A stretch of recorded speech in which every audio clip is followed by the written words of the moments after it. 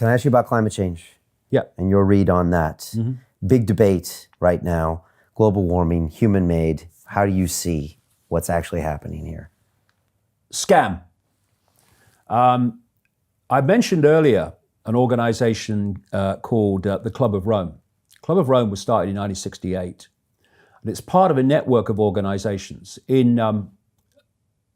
Towards the end of the 19th century, early 20th century, secret society was created in Britain called the Round Table. The first head of it was Cecil Rhodes, who was a Rothschild agent. That's why he went into southern Africa and pillaged the gold and diamond resources and destroyed that society on behalf of the Rothschilds. And he was the head of the Round Table. Then when he died, another guy called Alfred Milner took over, another Rothschild agent. And this secret society started spawning satellite organizations. First one they created was the Royal Institute of International Affairs in London, also known as Chatham House. Think tanks, this is what they are. Watch the think tanks, big time. And then they created something in America, which was an American version of that, called the Council on Foreign Relations. Council on Foreign Relations has, to a very large extent, driven American foreign policy ever since to this day. Then came the Bilderberg Group in 1954, formed at the Bilderberg Hotel in Oosterbeek, Holland. Then in 1968 came the Club of Rome, and then came the Trilateral Commission in 72, 73. Now, the Club of Rome was created specifically to use the environment as an excuse to transform society. And I've been writing about this for a long time. And basically, you say, to save the planet, this has to happen. And to save the planet, it's a globe, therefore we have to have global centralization of power to save the planet. And so the Club of Rome has been one of the big drivers of human-caused climate change, or the illusion of it. And then came a United Nations agenda called Agenda 21. And that laid out a strategy for transforming society to meet the challenge of climate change. It was everything that they wanted. And then later, more recently, they've advanced that, and they call it now Agenda 2030, which is an updated version of the same thing. And when you read Agenda 2030, it is a tyranny's dream, because it dictates every area of human life, including education, to save the planet. And this is problem, reaction, solution, as I call it. And this has been worked towards for a long time. So you create the illusion of the problem, and then you offer the solutions to the problem, which is centralization of power, centralized control. Now, bringing it up to date, one of the most classic Soros progressives around today is a lady in America, a congresswoman, she's recently elected, called Alexandria Ocasio-Cortez, who's classic, nothing to do with facts, just this is how it is. And she's just come out now, and it's got a lot of coverage in America, a lot of support in the Democratic Party, called the Green New Deal. Because she says, I would say bizarrely, and scientists would also say bizarrely too, that we have 12 years to save the planet. We had a few years to save the planet some years back, and it long passed and we're still here. And what her Green New Deal demands is exactly what I've been writing for years, is the plan to transform human society into a centralized dictatorship on the justification of we have to do this to save the planet. And we don't need to save the planet. No. And humans aren't causing an aggressive form of global warming. No, the that's hurting us. planet doesn't need saving. I mean, its natural balance mechanisms will kick us off before it needs any help. But are we going to harm ourselves more in the meantime? No, I've just been reading. See, it's a psychological game. So you have a major weather event in the 1950s, and it's a major weather event. Oh yeah, well that was a bit extreme, wasn't it? You have one now, global warming, it's climate change. And I've just been reading a very, very interesting book by an American meteorologist called Joe Bastardi, who is, since he was a little kid, he was obsessed with the weather. He just loves weather and weather forecasting, and he's just really kind of obsessed with it. And he was observing all this. And being obsessed with the weather, he's looked at charts going back forever, And he's looking at all these claims about this is global warming, this is climate change. And he's going, well, hold on a minute.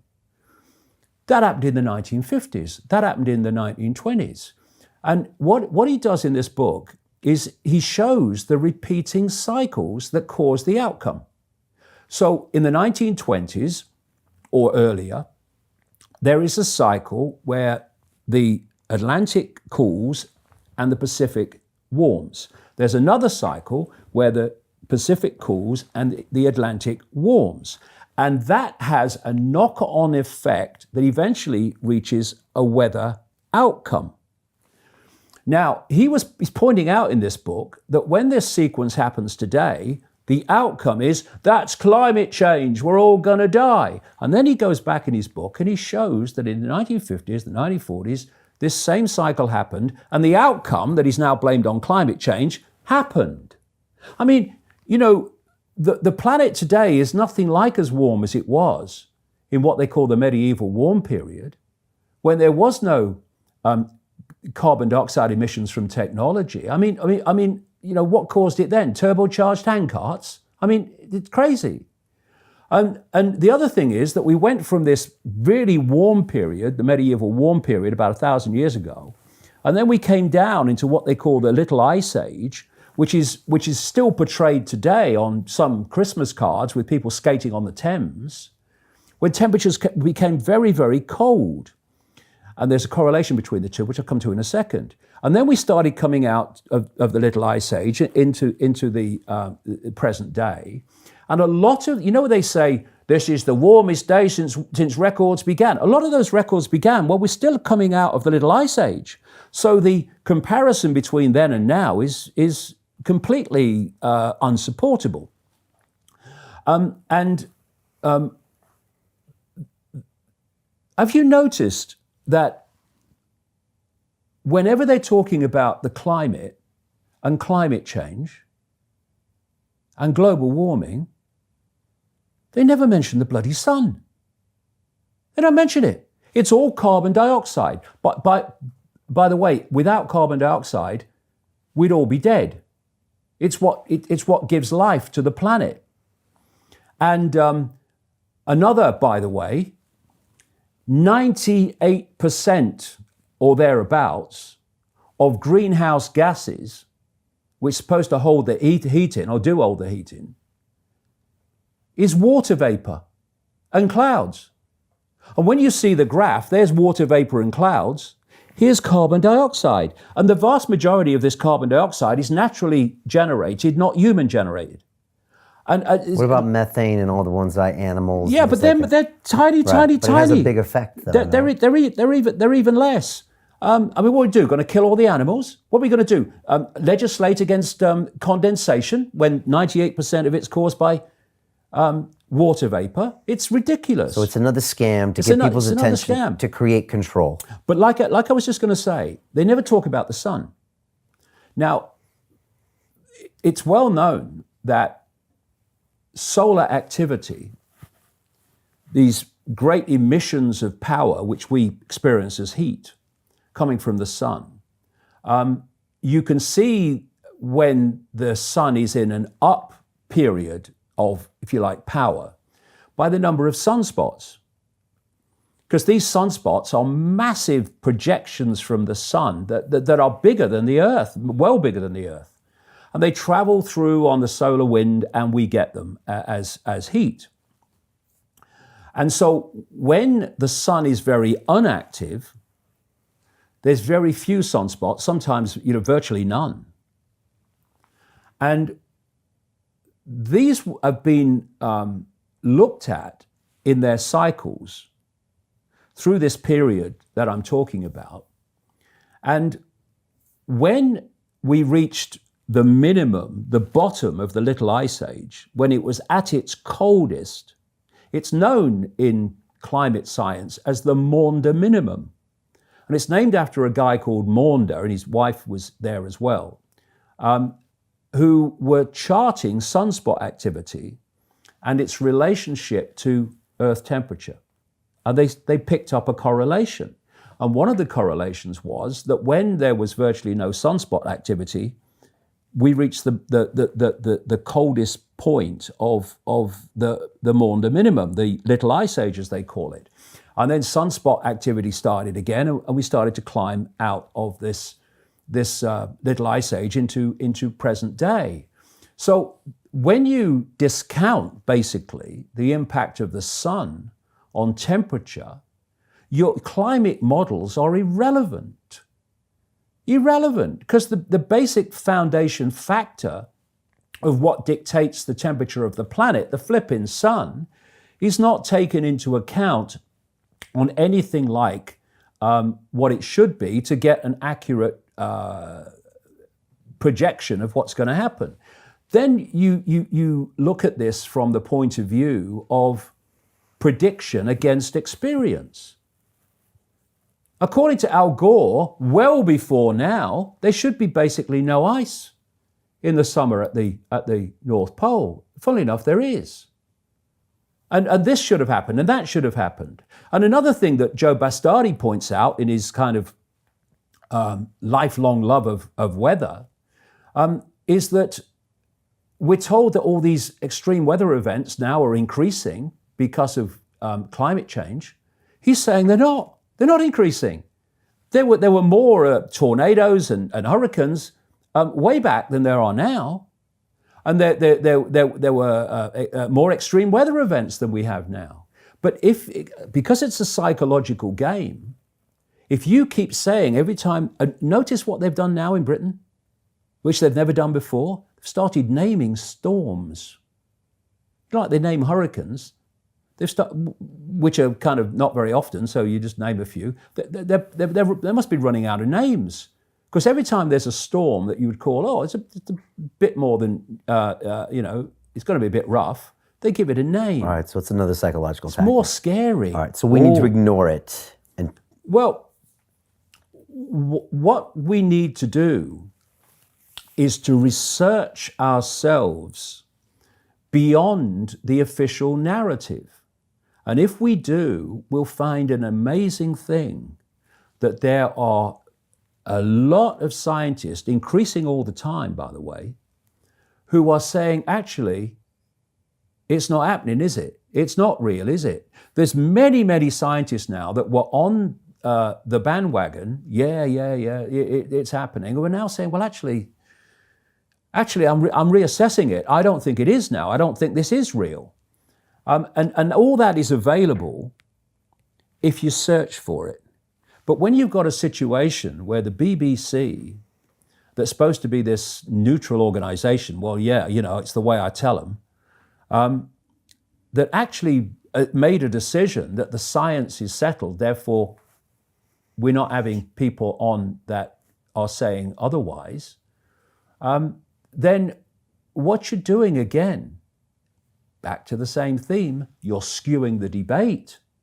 Because all people are hearing is climate change is real. If they don't go searching elsewhere, climate change is real, we're all going to die. You are disgustingly, mercilessly frightening young children of the devastation and the horror that they're going to face for a political agenda. That's what's happening. So and the school, I mean, my son, Jamie, because he thinks for himself, when he was at school, And he had an exam, and part of the exam was climate change. He was obviously going to put that actually there's evidence to say that it's actually not happening. And his teacher said, well, I have sympathy with that, but if you say that, you won't pass, right? So again, wherever you look, where there's an agenda, you can't win. You don't have the agenda, or you don't have the debate. So what you have now is anyone that is questioning the official narrative of so-called global warming, climate change, and it became climate change, by the way, when the temperatures leveled out, and they couldn't call it global warming anymore. They're now climate deniers, which is obviously psychologically linking to Holocaust deniers, et cetera, et cetera. And so if you only hear one thing, that's overwhelmingly going to be the perception you have. Okay. And if you say to people, well, why do you believe that climate change caused by humans is real? They'll say, well, everybody knows that. Well, everybody knows that because that's all everyone's ever heard. When you go and do the research, you find actually it's a house of cards. It's just based on repetition. You know, go and research the 97% of scientists believe that global warming is caused by humans. Go and research that, and you'll find, if you follow it back, it's based on wind. It's based on no substance whatsoever. It's a complete hoax, but it's a great line. Oh, 97% of scientists agree that it's caused by humans. Oh, well, if 97% of scientists agree, it must be true. You chart that number back and see where it came from. Even the Wall Street Journal trashed that. Okay. But it's still parroted all the time as justification for transforming human society, destroying beautiful landscapes with wind farms that are incredibly inefficient, and so on.